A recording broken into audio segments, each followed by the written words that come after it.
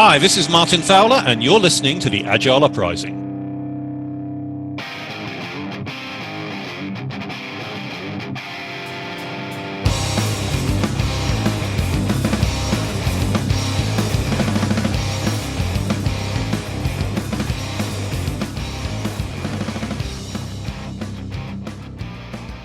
Hello, and welcome to another episode of the Agile Uprising podcast. I am your host, Troy Lightfoot, and today I have with me a very special guest, a good friend of mine, and an amazing Agilist and trainer and coach and everything else under the sun, Chris Lee. Hello, Chris.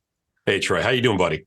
Good, good. Do you want to give the folks maybe a brief 30-second intro about who you are, and then we'll get started? Absolutely. Folks, first, thanks for tuning in. This podcast has connected me to a lot of great people out there in the world. So if you enjoy all of the stuff that Troy and the rest of the team does at Agile Uprising, please like, subscribe, all that good stuff. It's wonderful. My name's Chris Lee. If you go ahead and you're looking me up right now, the last name is 2 letters, L-I, not L-E-E. I'm one of the lucky people that gets a chance to connect with folks from all over the world. While it's in the Agile space, focusing on teamwork, their professional and personal development, it's great.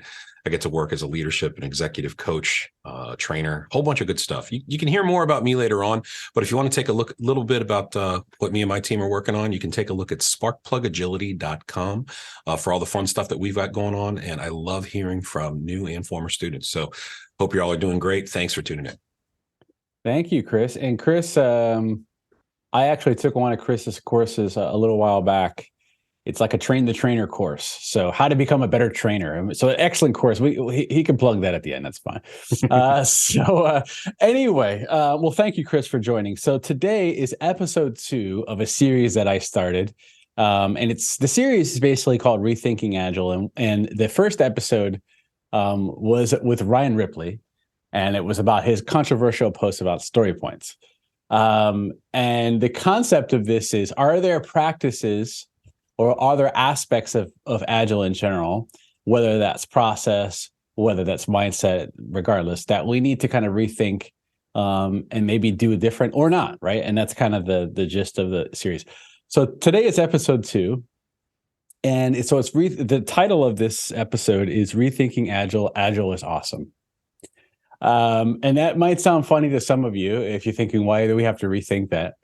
But the reason why I'm saying that is because I have noticed personally, and Chris, you can chime in if you agree or disagree, but I have noticed personally in the last couple years, especially since COVID, actually, and maybe there's a parallel not just in the Agile space, but there's just seemingly constant negativity about it. And that's either I've heard terms like Agile is dead, I hate Agile. Agile is, you fill in the blank about some negative thing about Agile, right? But that just seems like it's constant Forbes posts, LinkedIn posts, and usually, and I'm not calling anyone out by name, but usually those posts are followed by or insert into the post some plug about some company or product that they have the answer that's the alternative to it or something like that. And you know what? I'm just kind of sick of a negative post to plug your own product. It's really just getting annoying personally. And it's kind of grating and it's not enjoyable to be around. And that's one of the reasons why I used to be very active in the Agile community. I used to go to the conferences all the time. I used to even do some talks and things like that. I used to podcast a lot more, but I'm just a little bit disheartened by the whole community, the state of the community. Not Agile, really. It's really the state of our community and the constant negativity. And I've really disengaged. But it's the reason why I want to do this podcast is that I don't necessarily want to be disengaged. So I'm trying to rethink a little bit about what's going on in our space. And try to bring some zest, some life back into it if possible, at least from my perspective. So Chris, have you noticed what I'm describing? Have you seen something like that in your experience? A little bit. And it's, a decent amount actually. And just negativity is out there, but like that can mean a lot of different things for a lot of different people. Cause like if we zoom way out and depending on if it's in a professional environment, in a personal environment, hobbies, anything. And calling it what it is. Last 3 years have been tough for a lot of people in this world. So if you're listening out there, it's like you're like, wow, like you think back to literally 3 years, it's like, whoa, that's a lot. Lives are different, challenges are different, opportunities are different. But you do make a good point, Troy, where it's like, okay, if you're around people, it's kind of like a boat anchor, it's kind of like a drag. And in the Agile space, for our listeners out there, I'm pretty easy to find. I'm relatively active. I mean, Troy, I know you're doing a lot of great stuff, podcasting, talks, all that. I still do a good bit of that for the different organizations I volunteer with and for our students. But I see the people who were once like really excited about things and, kind of good guiding lights on things. It has shifted a little bit because depending on if you go to a community event or you're looking for content, depending on the people who are there, you could get like inspired, you can get excited, but far too often you find yourself in some kind of an argument or some kind of, oh, let's just disagree. And this is something Troy and I have chatted about before. I think there's just some people out there that, and there might be someone like this in your life. The phrase I like to use is say itching for conflict. And it's like, and it could be for a lot of reasons. Could be stress in their life. Could be, this is how I interact with the world. And it's just like, just waiting for a chance to just, let's just banter. And it's just like, ugh. And rather than solving a problem, it's just more of kind of like a game of last word.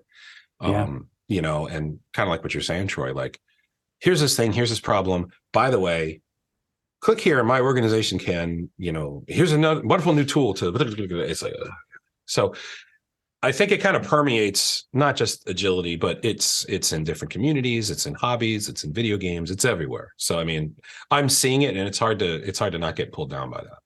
Yeah, I totally agree. And I will say it's not only Agile community, right? To be fair, like you said, Chris and I play a game actually called Destiny 2, and we do that as a hobby on the side on the weekend sometimes and things like that.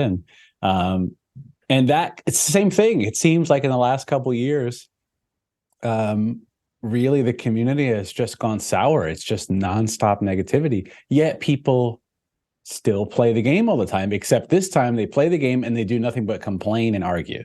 And I'm like, well, what's the point? If you don't enjoy something, like, why do you even want to talk about it? But I think they like complaining. Maybe they like the constant negativity feed. And I've seen the same thing in our own community. And it's not, to your point, it's almost like everything sucks. Like no matter what it is, there will be a new movie that comes out, right? And it'll get a little bit of hype. Maybe some critics will like it or something. And then you'll go on social media and, this movie's terrible. It's horrible. It doesn't matter what it is, you can't enjoy it. And it really seems like that has permeated into our own community.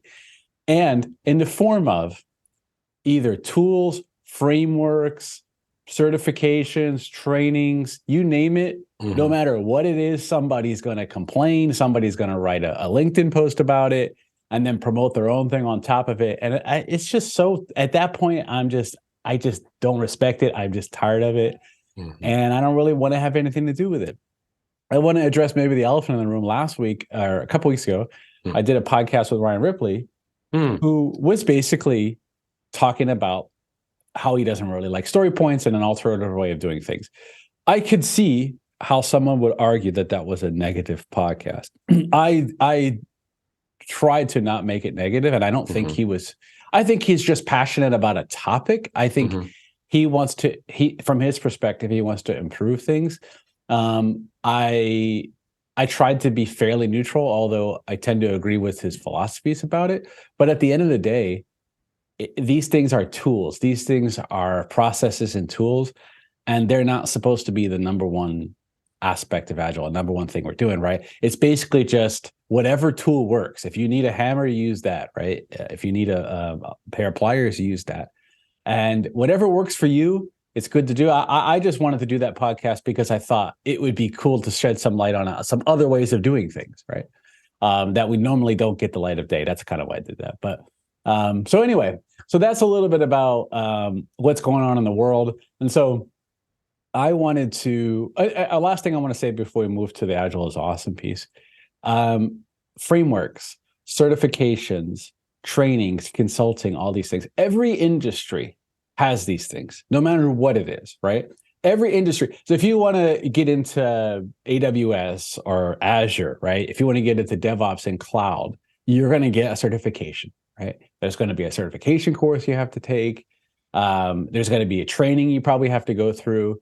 In order to get hired, people are going to want to see that you have certain certifications. Same with networking, same with no matter what. The Agile space is still different, right? So that's why if you want to argue the validity of a certain certification or how easy or difficult one is to get it, I mean, by all means, debate that. But I find it's ridiculous to have these fundamental debates about, oh, you're just trying to make money. Well, that's how the world works, right? Everybody's trying to make money, and everybody in certifications and trainings and these type and frameworks are just part of the world, and they exist for a reason, right? Sorry, soapbox, sorry, but I just get tired of it. Like there's no point. There's just no point in debating it, is what I'm saying. That's how the world works, and we have to just operate within it. And it works that way for a reason, because it's better than not having things, right? So anyway, sorry about that. That's okay. So let's move on to the Agile is awesome piece. So Chris, I want to know what got you into the Agile space in the first place. Was there an event, or was there something in your life that you enjoyed so much that you said, you know what, I kind of want to do this for a living, or I want to talk about this with other people? Well, I got to tell you, this this world found me. I didn't find it. That's the way I talk to it. I grew up as a consultant, hands on keyboard, building software. Think late 90s, early 2000s. If we have any listeners out there from the .com, .bomb era, you remember this. There were times when I would work on some of these longer running things, and when you see all the money and all of the effort and all the emails and all the meetings and all the arguments, and what you do is you don't hand anything over. You hand over the binder of the system. Here's what it should do. And that binder costs the taxpayer like $5 million. And you ask somebody, hey, can I see that thing? Oh, no, we haven't built anything. It's like, man, that stinks. That stinks. So for me, I always liked putting something in people's hands. Like, hey, check this out. It's like if you're a chef, you're like, hey, check this sandwich out, or this dish I made. And so when I gotta be honest with you, man, like the first class I went to, I remember people were like, guess where you're going Monday? And I was like, are we going to the ball game? They're like, no. And so I was voluntold to go to my first class. And so to check it out, I wasn't a bad student. Don't get me wrong. I don't want to be that person. I'm very aware from that standpoint. But it's like, here's some of this stuff. And it's like, I was a little bit curious about it. Like, okay, maybe this could be kind of cool. And then the tough part was trying to build the bridge of how can this apply to my life? Because this is what I tell my students. It's like, when we part ways, you got to figure out a way how to transfer this to your world. There's retention, there's transfer. And if that mountain seems too high, that negative energy, going back to what we talked about earlier, that'll go in there. So it's like, okay, here's this thing. Do I have enough of a base in it where I can apply it to my world and maybe make my life easier and not harder? And so if I learn something that is useful, or if I'm exposed to a concept or whatever that's going to make things better for me, I might become more interested and more curious. And to throw it back to you, in the state of like video games, for example, I mean, imagine you're playing a game and you're like, wow, I'm struggling with this level or how to do this technique. Suddenly you see like a 3-minute video on, oh, here's how to actually cancel this auto attack and do this. And you're like, oh, this is like a game changer. That can help you, and you might want to seek out more. And then that opens the door towards more people saying, hey, you shouldn't listen to that person. You should listen to this. And it's the fight for eyes and clicks. So that's a little bit for me, just kind of that delivering value, getting feedback, short cycles, that seemed appealing to me.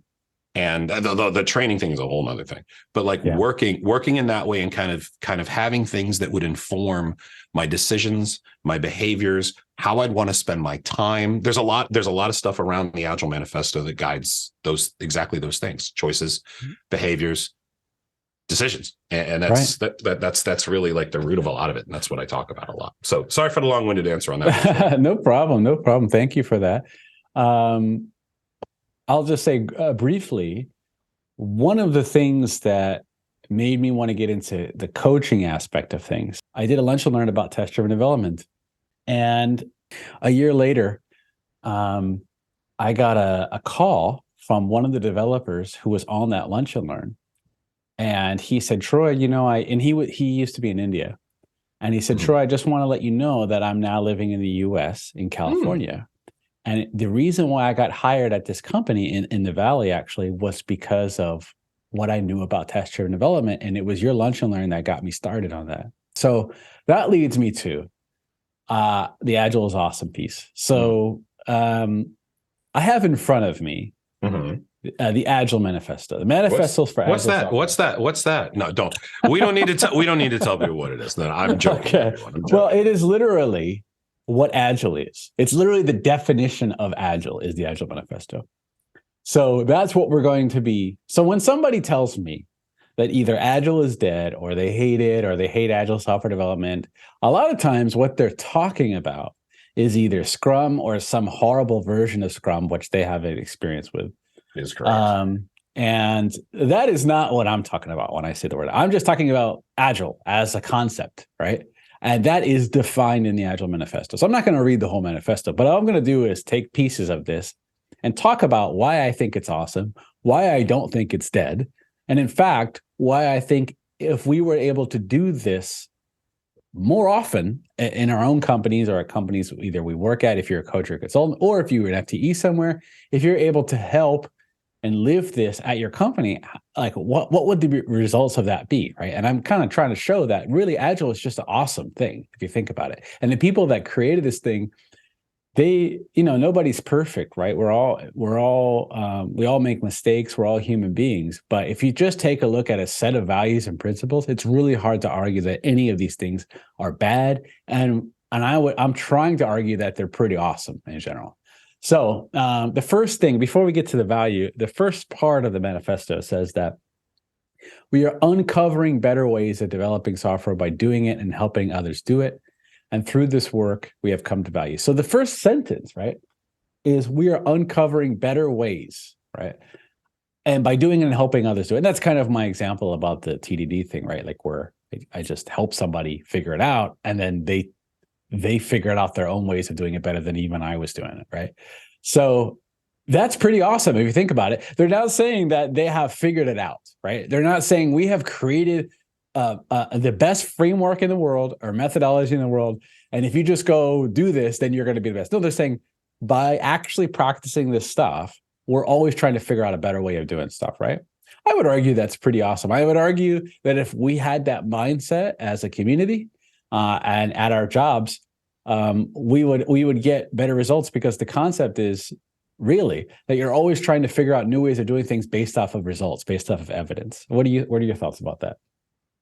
A couple of things. One, think about how many times you said the word argue. Right. And that's the thing. That's the environments that we're in nowadays. So right. we have to argue. Right. I was talking with somebody once. Someone's like, I would argue, and not you. This is somebody else I know. Yeah. I would argue that. I was like, I'm not arguing. Like literally, it's like, but what does it say? What does it say about what we're around if people are like that? And like having like playful discourse every once in a while, that's totally fine. But I am completely just like, I'm checked out when I have friends that I think that they just get some social value or like zest for life or meaning when it's like they can banter. And it's one thing when like banter, it's like we're trying to solve a problem, like back to the video game thing. If you and I are trying to figure out the mechanics on how to get by some boss. No, let's try this. Okay. We can do that. But I have a group of friends that when they get together, just like to argue. And it's like, I'll just punch out and be like, yeah, I gotta go do something else. It's like, what's that? It's like, I think there's something stuck on my car. I gotta go chip off this little bug. It's really, but to take it away, bring it back to the manifesto. Values and principles in general is what I wanted to mention on it. Because you're right. It's like, here's some things, we've uncovered some better ways. And the way I like to talk about values and principles overall is that these are things that are going to inform us when we're faced with a choice. Yeah. Or how to behave ourselves. Or where to spend our time. That's the way I like to think about it. And organizations and teams that have a set of values and principles like this, and like Troy was saying, like these are pretty awesome. It can guide you in a way that will feel, frankly, pretty good. Yeah. If you're embracing them. And like, I'll give you the example and then toss it back to you, Troy, but it's like the discourse or the misalignment in behaviors, communication, how you spend your time between values and principles that are only given lip service. Take the word agile out of it. That can be challenging. Imagine an organization that says, our employees are our number one customer. You ever heard that? Or like, our employees are our top priority, something like that. Yeah. Imagine how many people work in a place like that. There's probably a bunch of you listening. But imagine somebody who says that, like an organization, you walk in, that's in the lobby. But for you to go to like an eye doctor appointment or the dentist or to pick up a loved one from the train or like a child, that you have to fill out 3 forms, send 4 emails, get a couple of approvals and chip away at your PTO, just like get your teeth cleaned. There's a dissonance and a misalignment in that. And it's like, are our employees our number one? If we're your number one priority, why do I have to do all of these things? Oh, well, 15 years ago, this guy named Greg didn't fill out his stuff. It's like, okay, so how does this additive policy come from there? But it takes us away from what's important to us. And I see that misalignment of behaviors, decisions, and where we spend our time. Yeah, I see that specifically related to agility because organizations don't think about, okay, if we are an agile organization, are these the choices we would make? Are these the decisions that we would make? Is this how we'd ask people to spend their time or their money or whatever? And it's that misalignment or not really, because this is, I talk about this and I feel obviously you could tell strongly about it. But I mean, imagine telling someone that they're important to you and then your behaviors and actions communicate something otherwise. Yeah, that's 100%. I get you. So, to prevent me going down a rabbit hole, because I want to wrap. We're doing positive. Happy times. Happy times. Happy times. So, all right. Happy times. New dungeons open, and we're steamed up. Yeah. There we go. All right. Up. So I want to cover a couple, not all the values, but the first one in particular: individuals and interactions over processes and tools. Right. I don't want to say every, but many of the type. There you go. See, there you go. Good. Nice catch, man. Many of the blog posts I have read or LinkedIn posts or, insert whatever you're reading or hearing, podcast episode, etc. A lot of these things, I'll say that, are focused on processes and tools. This process is bad. My process is better. Do this, do that, right? That's the focus.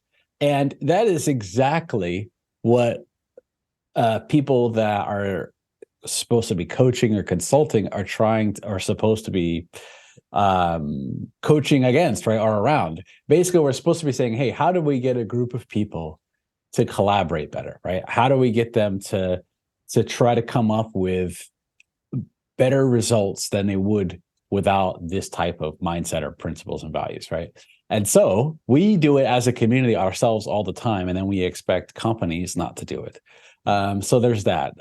So individuals and interactions over processes and tools. So I'm just going to talk about why this value is awesome to me, because it doesn't matter. It's the difference of if you've been in an environment where someone is doing Scrum, right?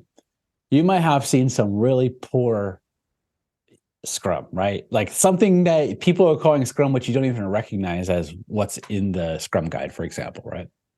Or Kanban, or, insert your framework in there.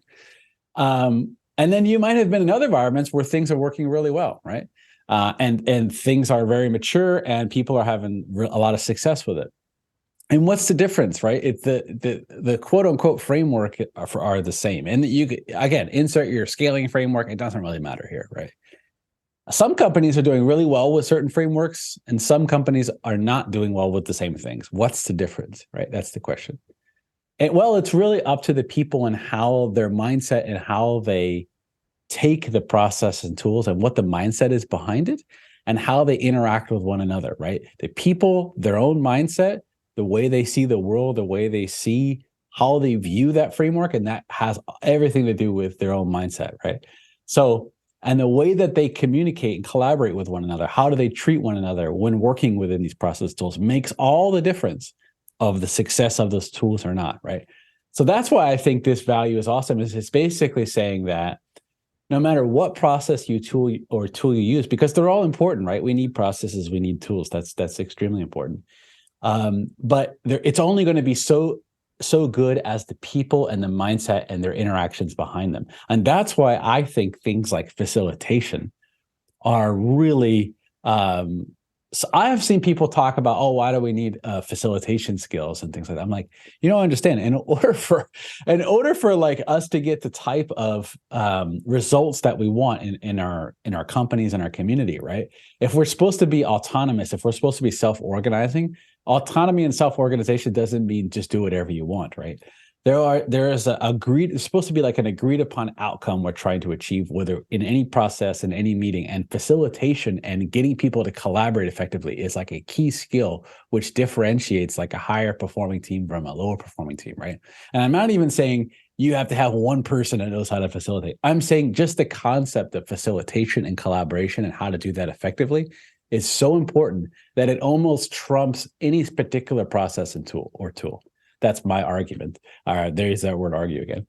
But anyway, what are your thoughts about that value? And do you agree that is kind of an awesome value that if we were to live this day in and day out, that not only would people like it and people enjoy working in an environment, which I think, but also we probably will get some great results. What are your thoughts about that? I think all of them are great. You know, there's not, and this is the trick. People like, I like this one more. It's like I like all of them. I like all of them, but I do like how this one, is presented right up in front, because a thing that commonly gets misunderstood out there, like this is in my travels, is that people say Agile says this. Anytime you hear someone says Agile says this, it's normally not my peer group that would say that. Let's just put it right. And in looking at this, a key thing to keep in mind when people see like the manifesto, notice how it's like, I say it's like two sides of a seesaw, where it's like, hey, here's some things, and I like to talk about these as choices, where it's, here's something that could inform a choice. If you have a limited amount of time to spend, would you want to put that energy, that time, that emotion, that effort into the interactions with other human beings and people? Or would you want to spend that time bearing down on trying to make sure this bubble goes to this line, or you're pushing these keys on this thing? And so it's like, as a check, if there's a group of people working together being like, okay, we have an hour together, how do we want to spend that? Obviously with intent, you can't just sit there and talk about the game, but it's like, if you use it as just kind of like a guiding, okay, here's something that's important to us, and this is going to inform a choice we make. It says a lot. I mean, an example I give, I say, imagine a meeting where there's, a group of people, like 6, 7, 8 people in a room, and everyone's huddled around one person, and that person is typing on a laptop, and that person looks up and says, okay, well, I need to know what you're going to do on Wednesday. And they go, I got to do this. Okay. And everybody watches that person type some things in. And it's like, okay, if the majority of the energy and the time go into processes and tools, as opposed to interacting with people, it's like, like, it's kind of like I say, which way is the seesaw tip? Like, I would want to spend my time interacting with people. Like that's me. Again, it's not saying that processes and tools do not have value. They have a ton of value. Everything you see here, folks, has value. But here's a thing where if you have something that can guide your choices and your behaviors, that'll say something like your health. Like something, like think about like the choice, like I could get a good night's sleep, or I could stay up all night trying to clear this Grandmaster Nightfall. And then, but think about it. It's like bringing it back to games and for those of you who are still listening to us, thank you. You're like, when are you going to talk about games again? But it's like, Troy and I have families, and it's like, we could stay up, but it's like, we're maybe not going to be as crisp the next day. It's like, I would want to value a little bit of my health and making sure I got more gas in the tank for tomorrow, as opposed to let's go ahead and do this thing here. It's like, I still want to play the game. There's still a lot of value in playing the game, but it's like, I value this sleep just a little bit more. I should probably go get some rest. So that kind of thing. That's why I think the individual's interactions over processes and tools is a great place to think about it. It's think about, how would I want to spend my time? And this could apply to all of them, but I want to toss it back to you. But like, that's kind of how I like to think about these, because it's like, okay, here's something that is like a check. What's important to us, and what's the choice we would make, X over Y? Would you eat the salad, or would you eat the grilled cheese sandwich? No, I'm just kidding. I love it. For my listeners out there, how I feel about grilled cheese. Well, thank you, Chris. Yeah, I totally agree. And I'm just going to briefly summarize a few of these values and principles, and then maybe we'll do like a kind of a final. I'm going to read a few of these, and I want you to think, Chris, which one would you like to talk about? Maybe not one in particular, but I'll leave it up to you. Mm-hmm. But what I'm looking for is, how awesome is this stuff? Like, for example, collaborating with customers, right, over just arguing about contract negotiation. The ability to respond to change over following like creating a plan and saying, oh, we must follow the plan. And the results of this, how well we stuck to the plan, are how well we actually did. That's kind of people's mindset. And I see that all the time, even in the quote unquote Agile space, right? They'll have some quarterly plan and they think they'll grade themselves on how close they were to the plan. And it's like, wait a minute. The value says that responding to change is more important than following a plan, right? So why would you create a set of outcomes based on following the plan? It doesn't make any sense, right? So there's a few things, but I want to talk about some of the principles, actually. So one of the principles, the first one, actually, our highest priority is to satisfy the customer through early and continuous delivery of valuable software. So when they say customer, they're not necessarily that word customer is kind of a loaded word in the manifesto for those who are familiar with it, because the people who wrote this largely were consultants. So you could look at the word customer through the lens of, for them, a customer was a company they were working at, right? Also, you could think about the end user as a customer here. But if you think about it, early and continuous delivery of valuable software, right? So now this was written in 2001, as you mentioned, when you first got started around this time period, late 90s and then around this time. And the world was much different right back then, right? People weren't releasing every day or multiple times a day, right? So unless you think I'm wrong, but I don't think most people were at that time, right? So the ability to deliver early, not more output, right? Not more velocity, those things, but early and continuously, right? There's a ton of value in that. That's why it's the highest priority. And it's not just to satisfy the customer, it is how we're going to do it well. We're going to work in such a way which allows us to get to market sooner, right? To get feedback faster and continuously. And that kind of goes with one of the other Agile principles, which is number 9, which is around quality, right? Technical excellence. Because if you don't have that, you won't be able to do it continuously. You'll be able to get things out very fast with poor quality. But the more quality issues that you have, obviously it's going to kind of slow you down and it's going to hinder your ability to deliver continuously. And so those two principles kind of go together. And I think that's pretty awesome because it's not saying, hey, just you're going to get 10x the amount of productivity, right? Or you're going to triple your velocity or any kind of words like this. They're saying, no, focus on early and the ability to do this continuously, not only just early, right? I think that's pretty awesome. What do you think, Chris? I think it's absolutely awesome. You bring up a good point about it, because it's like, hey, let's try to get something in people's hands early. Right. Like, I'm a big fan of, and one of the things, any of my students out there listening right now, if you're still listening, thank you. I have a big thing where I say, hey, we made this for you. What do you think? Anytime you could put something in people's hands, check this out. That informs you of what to do next, because they might be like, this is perfect. Like, do this a million times and like you can print money. It's great. It's like, or like, hey, right now, like my world is, like you said, my world is a completely better place now because of this. Thank you. It's like that's cool. I think it's completely positive. There are other ones that jump out to me too. A few, if you wanted to hear about it. But there's one that catches my eye just at the moment based on which other one jumps out to you? There's the one that jumps out to me, and full disclosure, as if you're reading this, people have given, they're like, Chris, I have some feedback on the manifesto. I'm like, I didn't write it. This is great, thanks. So, it's kind of I'm just telling you what happens. Right. But there's one where when you read it, it's like, okay, here are the words, and the students that I encounter that maybe English isn't their first language, or it's like, it's kind of hard for me to read on this. And I'll read it verbatim, and I just want to expand on it because this is how I like to talk about it. You scroll down near the bottom, you'll see simplicity. The art of maximizing the amount of work not done is essential. I used to get a lot of questions on this one.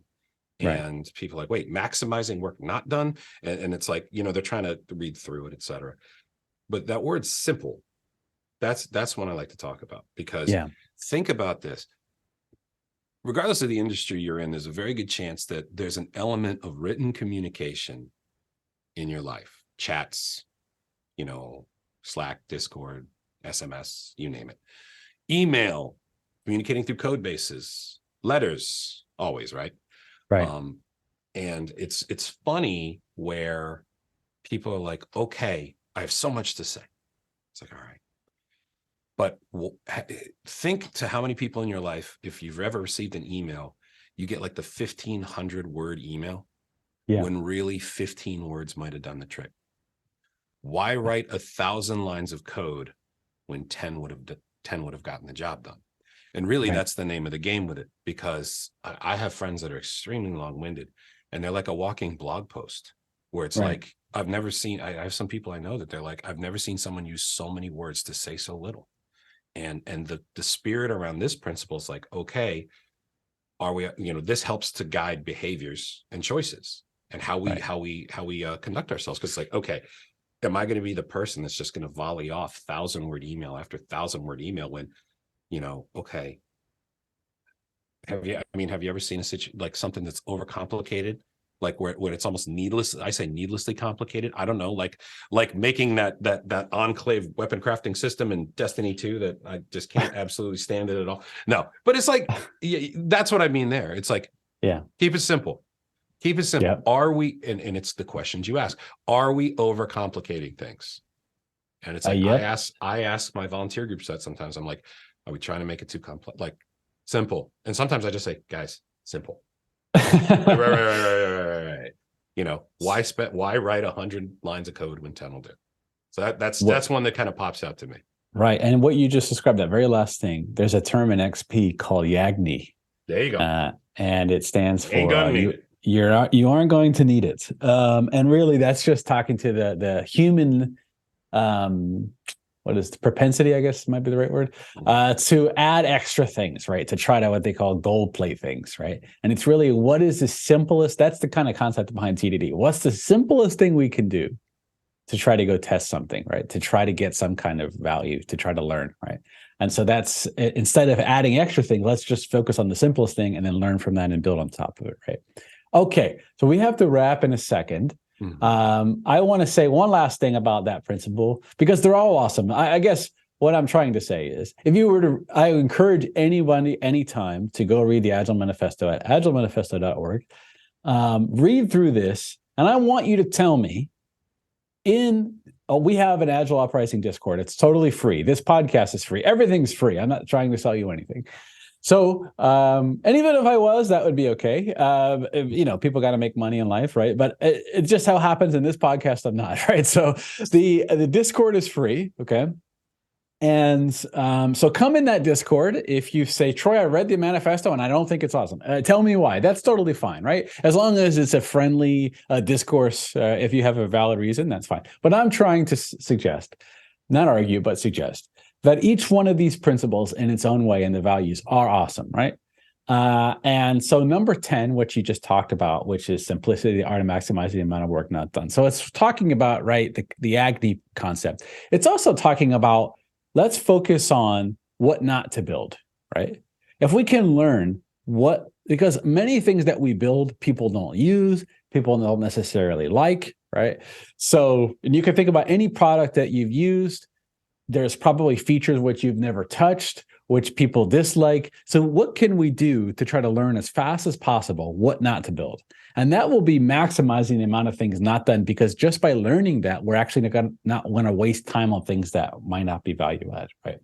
And we think everything is value added at the beginning, right? Any idea we come up with, that sounds like a great idea. Let's go do it. Let's spend a bunch of money. Well, let's figure out if this actually is a good idea or not. What's the simplest thing we can do, right? And that is part of that principle. Okay, so I'm gonna leave us with this. This has been on my mind for months now, so I just want to say it at the end. If anybody's still listening, number one, thank you. Number two, go to Chris's website, which he's going to plug at the end, and that's just a plug for joining me. And number three, I don't know if you agree with this statement, but I'm going to go with it here. I'm going to just tell you what's been on my mind.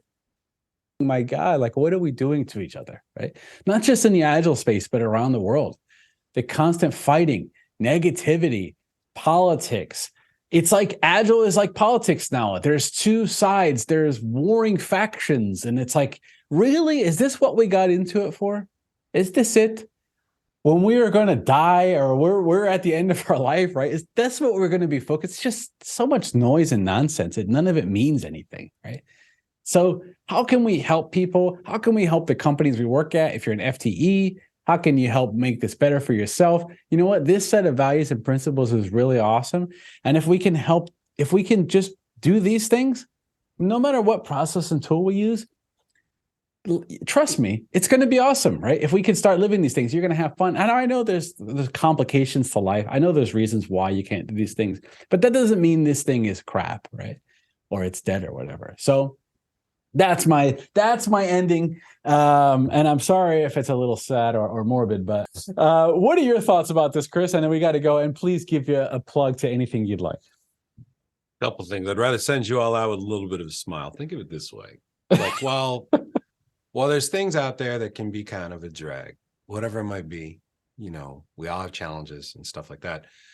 Look at it as a, hey, how am I going to spend the time that I've got and to impact people as much as we can in a positive way? That's kind of like one of my big kind of guiding, just like one of my North Star. I tell people, it's like, I get a chance to wake up every single day and do stuff that's going to hopefully make someone smile or laugh or make their life a little bit easier. And it's like, okay, how can I put some good in the world? And I tell people that. I said, if you're putting good in the world, that's probably going to come back with interest. Right. That's what I tell people. It's like, so trying to put some good in the world, it feels good. It's nice. I mean, had non-Agile story. This will make you feel good. So I was in line in the drive-through because I like to eat. This is, I was coming up getting a little snack. And these kids come up to my car. Hey, man. I'm like, hey, what's going on, dude? Like, hey, man, like, love your car. Like, I like cars. I love doing car stuff. Like, oh, what do you do? And they were talking to me. And I was like, oh, yeah, I like doing this and doing this. And I love make, like, yeah, I was like, I tell jokes. You know, I love to make people smile. You know, try to give them some things to like help their life out. It's just like, oh man, that's really awesome. Hey, rev your car. And well, you know, it was a fun little interaction. I'm like, man, I remember that. And when I got up to the window, I said, hey, you know what? The pack of kids behind me. I was like, let me get that. They're like, what do you mean? I was like, let me just get their order. They're like, are you sure? And I was like, yeah. Like the manager comes up, he's like, you sure about that? I was like, yeah, man. They're like, wow, this guy's out here. He's like a movie star. I'm like, no. I was like, just do that. And it's like, I'm putting some good out there. And it's like, I didn't stick around. You know, I don't need like a pat on the head from, car fly. But that was me forever ago. And so it's like those kids are going to go home, and some of them might remember, but I'm pretty sure at least one of them is going to be like, remember that time I met that dude? Man, that guy was cool. Man, he bought our cheeseburgers. Man, we should do something like that. And it's like, all right, do some good. And it's like, you do some good, I'll tell you right now, it feels good. Because like, hey, maybe one of those kids, they're going to grow up and be adults. And, an experience like that might guide their decisions in like a moment of stress, in a moment of challenge. And it's like, you know what? I'm gonna try to put some good in the world. And like their choice then, based on their experiences, like, you know what? I'm gonna do this instead. And who knows, that could be a decision that impacts this entire world. Yeah. Well, thanks, Chris. This is an awesome story. What a way to end it. You turn it around from my morbid story, but thank you very much for that. And so, Chris, can you give a little bit of, where can people find you? Is there anything you want to promote? Absolutely. Yeah. Thank you for that. And if you're still listening, folks, thank you very much. You can find me in many places. If you go ahead and take a look at that wonderful internet and you go to sparkplugagility.com, you can see what me and my team are working on. There's a number of specific areas that we focus in on. So from speaking engagements, kind of like this. And again, Troy, I hadn't said it enough. Thank you for having me on. And thanks to everyone tuning in. Yeah. Speaking events from keynotes, MCs, workshops, love doing work like that. Love hearing from people that way and being able to connect with agencies and organizations that want to do something. So if there's something we can do there, love to do that. Consulting is something that we love to provide. Sometimes you need to get some expertise and some advice. Being able to influence someone at their request. That's the way we think about consulting. So from looking at the organization, what adjustments we can make, sales, pipeline, recruiting, human stuff, like love to do that. Professional coaching is something that It used to just be on the secret menu, bringing it back to fast food. It used to just be something that was hey, I'd like to hire you as this. This is something now that we advertise. This is some of our most purposeful and human work out there. Being a graduate from the organizations that I'm a part of and those volunteer groups, it's wonderful. You take the word Agile off of it. It's just some of my most just fulfilling work. But training is what most people have encountered us for and what the phone rings for the most. We have a wide range of certified, non-certified, and custom-made learning experiences. That's where most of my passion is, actually, around what I build. And Troy mentioned it earlier. We love to work with people who are working with teams, leveraging different ways and approaches that can capture the Agile mindset, but zooming out even more, working with instructors is what really gets me excited. If you've ever knocked on someone's door, like, hey, I've got to build a deck on this. I have an hour to teach somebody about this. What do I do?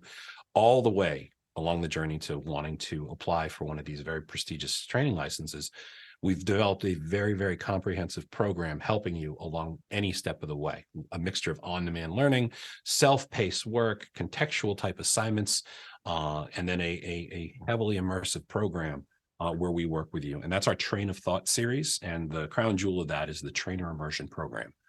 This is something that we are extremely excited about and we see very big things for. So if you're listening and you build workshops, if you're a coach that builds games and stuff like that, and if you do speaking and you want to learn to design a better session to get in some of these conferences, we would love to work with you. So if you take a look, sparkplugagility.com, you can find me on LinkedIn. Again, the last name is Li. You see me on Twitter. I don't swipe right or swipe left, any of that stuff, but very easy to find. And I always love meeting a new organization that says, you know what, I want to learn some more about this, especially somebody who grew up in environments that were a little bit more heavily regulated from a policy and governance standpoint from my federal background. So love to see you folks. Please give us a buzz. Thank you, Chris. I really appreciate it. So I'm going to end it on that note. Everyone, you have a great week and we'll see you next week. Take care, everyone. Thank you.